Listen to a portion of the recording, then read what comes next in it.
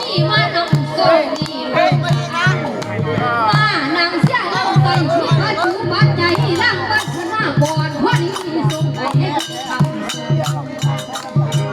ให้เจ็บหัวซ้ำเก่าเกี่ยวแต่ฟังหลังว่าอย่ามีฟ้าฟังอย่างยันให้หาย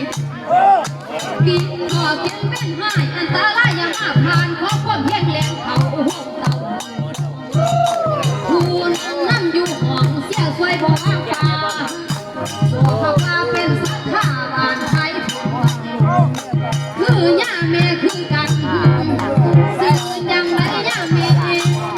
หรือว่าแม่ก่อนเฮาเพราะว่าแม่นั่งเฮา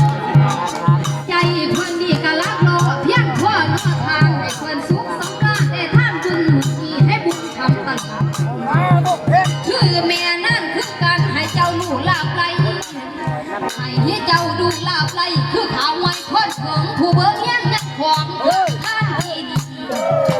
ขอให้มีบุญทำตามความลำบากแม่ผู้เป็นสัทธาโมทนาเป็นสางบ่ค่าทางจัง